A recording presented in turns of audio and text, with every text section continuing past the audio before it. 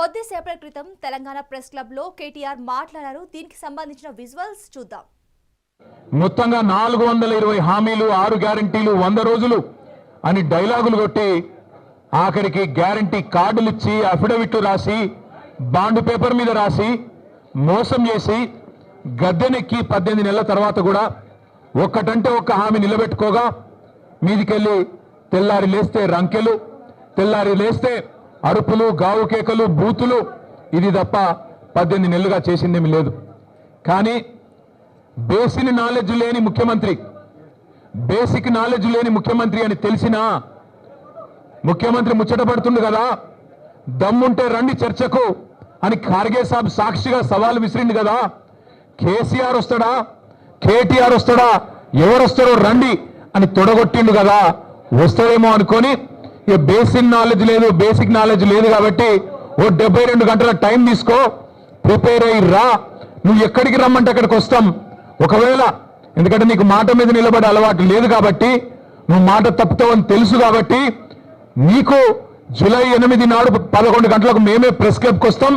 Press మిత్రుల సాక్షిగా ఒక న్యూట్రల్ వెన్యూ మీద రాష్ట్రంలో మీడియా సాక్షిగా, రాష్ట్ర ప్రజల సాక్షిగా ఎవరేం చేసిండ్రో రాష్ట్ర రైతాంగానికి, రాష్ట్రంలోని యువతకు 10 ఏళ్ల కేసీఆర్ ప్రభుత్వం ఏం చేసిందో, 18 నెలల నీ ప్రభుత్వం ఏం చేసిందో తేల్చుకుందాం రమ్మని ముఖ్యమంత్రి గారు సవాలు విసిరితే స్వీకరించి నేను వస్తా అని చెప్పిన.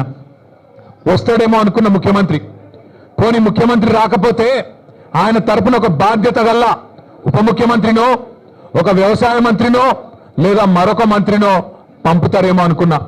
కానీ వాళ్ళ తేలిపోయింది, రేవంత్ రెడ్డికి రచ్చ చేయడం వచ్చు తప్ప చర్చ చేయడం రాదు అనేది మాత్రం ఖారాఖండిగా తేలిపోయింది. రేవంత్ రెడ్డికి బూతులు మాట్లాడడం వస్తుంది తప్ప రైతుల గురించి మాట్లాడడం మాత్రం రాదు అనేది స్పష్టంగా తేలిపోయింది. ఇవాళ బేసిక్ నాలెడ్జ్ లేని ముఖ్యమంత్రి, ఆయన ఇరిగేషన్ అధికారుల సమావేశంలో తాను ముఖ్యమంత్రి అనేది కూడా మర్చిపోయి ఏ ప్రాజెక్టు ఏ నది బేసిన్ లో ఉంది అని ఒక చిన్నపిల్లగాడు అడిగినట్టు అడుగుతుంటే, ఈయననా మన ముఖ్యమంత్రి అని చెప్పి, ఈయననా మనకు న్యాయం చేసేదని చెప్పి రాష్ట్రంలోని రైతులు ఇవాళ బాధపడే పరిస్థితి.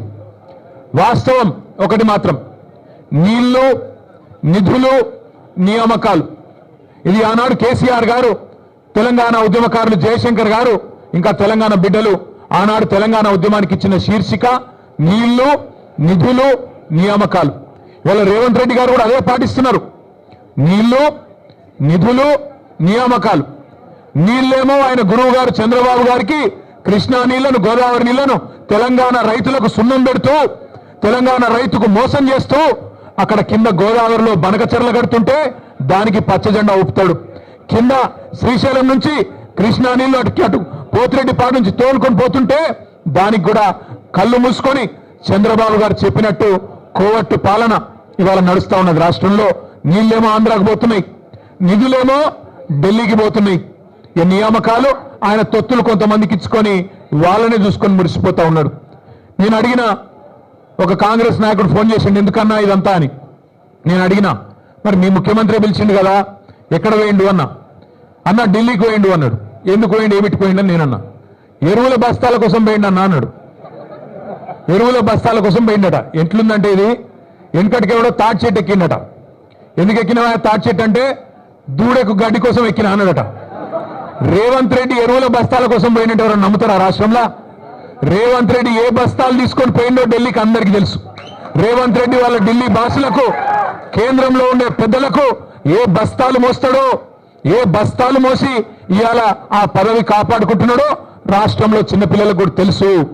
మనోళ్ళు సోషల్ మీడియాలో మా తమ్ముళ్ళు చెల్లెళ్ళు మంచి ముద్దు పేరు పెట్టిండ్రు, పే సీఎం అంటే పేమెంట్ కోటాలో తెచ్చుకున్న సీఎం పదవిని ఎప్పటికప్పుడు పేమెంట్లు ఇచ్చుకుంటూ కాపాడుకునే బాపత తప్ప నీకు రాష్ట్రంలో రైతుల మీద ప్రేమ లేదు, రాష్ట్రంలో గిరిజనుల మీద ప్రేమ లేదు, దళితుల మీద ప్రేమ లేదు, 42% రిజర్వేషన్ ఇస్తానని నువ్వు మోసం చేసిన బలహీన వర్గాల బిడ్డల మీద ప్రేమ లేదు, 2500 రూపాయలు ఇస్తానని నువ్వు మోసం చేసిన ఆడబిడ్డల మీద కనీస గౌరవం లేదు.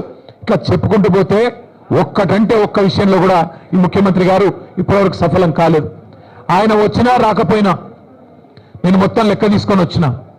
రాష్ట్రంలో మొన్న వేసిన రైతు బంధు అయిపోయింది, మొత్తం వేసేసినామని చెప్పిన రైతు బంధు దానిలో డొల్లతనం కూడా ఆయనకు చెప్దామని వచ్చిన.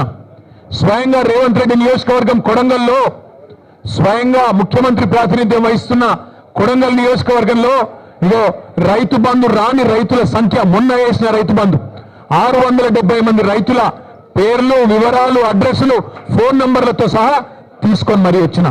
అట్లే రాష్ట్రంలో రుణమాఫీ కాని జాబితా, రుణమాఫీ కాని రైతుల జాబితా లక్షల సంఖ్యలో ఉన్నవారు, వారందరి జాబితా కూడా తీసుకొని వచ్చినాం. అట్లాగే ఈ రాష్ట్రంలో ఈ ప్రభుత్వం వచ్చిన తర్వాత, రేవంత్ రెడ్డి గారి ప్రభుత్వం వచ్చిన తర్వాత మరణించిన, బలవన్ మరణాలకు పాల్పడ్డ 600 మంది రైతుల లిస్టుతో సహా తీసుకొని వచ్చినాం.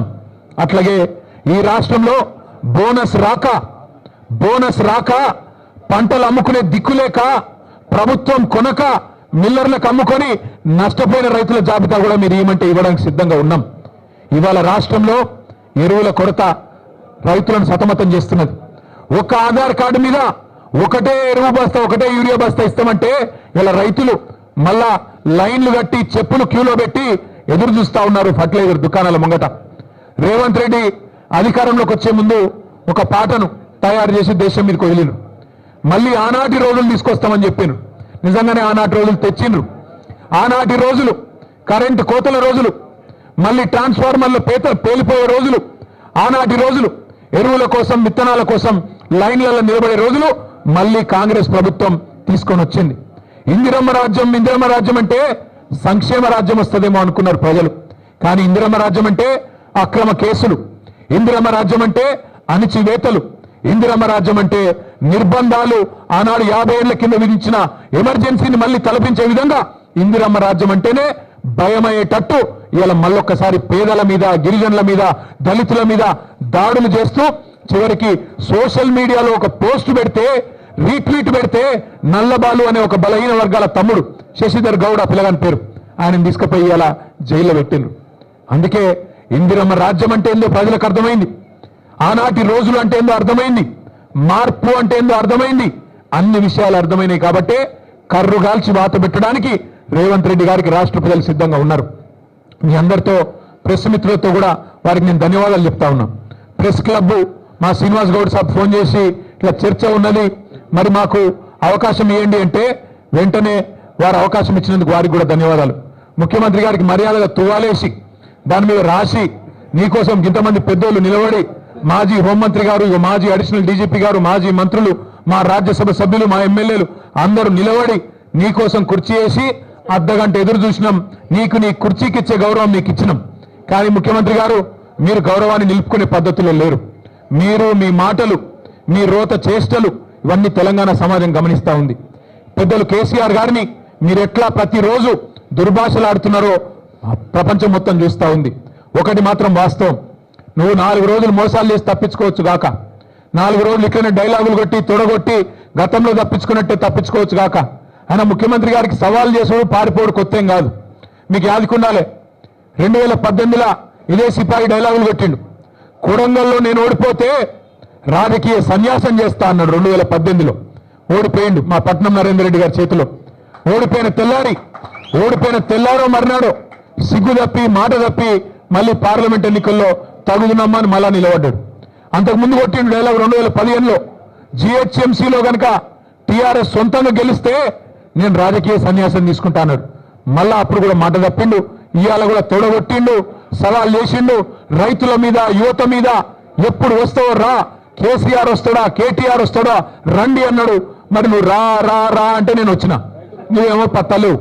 రైతు బంధు మీద చర్చ అన్నావు, అదేవిధంగా రైతు శ్రేయస్సు మీద చర్చ అన్నావు, యువతకు ఇచ్చిన ఉద్యోగాల మీద చర్చ అన్నావు. అన్నిటికీ మేము సిద్ధంగానే ఉన్నాం. రేవంత్ రెడ్డి గారికి మళ్ళొక మాట చెప్తా ఉన్నాను, నువ్వు ముఖ్యమంత్రివి, నేను ఒప్పుకుంటా.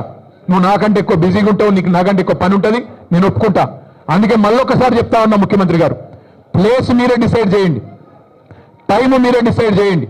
ఆఖరికి నీ జూబ్లీ హిల్స్ ప్యాలెస్కు రమ్మంటే కూడా తప్పకుండా వస్తాం. కానీ మీరు ఏ అంశం మీద చర్చ పెట్టినా మేము సిద్ధంగా ఉన్నాం. కేసీఆర్ తయారు చేసిన గులాబీ దండు, గులాబీ సైనికులం సిద్ధంగా ఉన్నాం. మాట్లాడుతూ ముఖ్యమంత్రి ఆయన మంత్రులు కొత్త పదం నేర్చుకున్నారు. మీ కేసీఆర్ను రమ్మన్నాం. అరే నీకు నేను ఒకటే అడుగుతున్నా ముఖ్యమంత్రి, మా పిల్లలు సోషల్ మీడియాలో పోస్ట్ పెడితేనే గడగడలాడుతున్నావు, నీకు కేసీఆర్ కావాలన్నా? చిన్న పిల్లలు కాలువలో ఆడుకునే పిల్లలు చిన్న చిన్న పోస్టులు పెడితే దానికే గడగడలాడుకుంటే వాళ్ళని తీసుకుపోయి జైల్లో పెడుతున్నావు. నీకు కేసీఆర్ కావన్నా, నీ లెవెల్కు మేము చాలు, నీ లెవెల్కు మేము సమాధానం చెప్పే సత్తా కేసీఆర్ తయారు చేసిన ఇంతమంది సైనికులకు మాకు ఎవ్వరితోని, నువ్వు నన్నే కాదు, మా ఎమ్మెల్సీలు, మా ఎమ్మెల్యేలు, మా ఎంపీలు, మా మాజీ ఎమ్మెల్యేలు, మాజీ ఎంపీలు, సీనియర్లు, మా పార్టీలో ఏ నాయకుడైనా నీకు సరిపోతాడు నిజానికి. కానీ నువ్వు ముచ్చటపడుతున్నావు, పేరు తీసుకున్నావని నేను వచ్చినా, మళ్ళా నువ్వు ఎప్పుడు పిలిచినా వస్తా, లేదా నీకు చర్చ చేసే ధైర్యం లేదు. స్పీకర్ గారిని అడ్డం పెట్టుకొని మైక్ కట్ చేసుకుంటా అసెంబ్లీలే టైంపాస్ చేస్తా అంటే అది కూడా ప్రజలు చూస్తా ఉన్నారు. నీకు నిజంగానే నిజాయితీ ఉంటే, నిబద్ధత ఉంటే చర్చకు రా, లేకపోతే ముక్కు నేలకు గీసి కేసీఆర్కు క్షమాపణ చెప్పు. తప్పుడు కూతలు కూసినందుకు రైతు బంధు లాంటి పథకం పెట్టిన మహానాయకుడు, రైతు బీమా లాంటి పథకం తెచ్చిన మహానాయకుడు, భారతదేశ చరిత్రలో మొట్టమొదటిసారి 24 గంటలు రైతుకు ఉచితంగా కరెంట్ ఇచ్చిన నాయకుడు కేసీఆర్. అట్లాంటి నాయకుడిని అడ్డగోలుగా మాట్లాడినందుకు ముక్కు నేలకు రాసి చర్చకు వచ్చే దమ్ము లేదు, కేవలం నాకు రచ్చ చేయడం మాత్రమే తెలుసు అని చెప్పి తప్పుకో, క్షమాపణ చెప్పు. అంతేగాని ఇట్లాంటి పనికిమాలిన డైలాగులు, పనికిమాలిన సవాళ్లు మరొకసారి విసిరొద్దు. విసిరితే మాట మీద నిలబడు అని మళ్ళొకసారి విజ్ఞప్తి చేస్తూ, ఈరోజు పెద్ద ఎత్తున కదిలి వచ్చిన మా ఆడబిడ్డలు, మా అన్నదమ్ముళ్ళు పేరు పేరున అందరికీ నమస్కారాలు. చివరిగా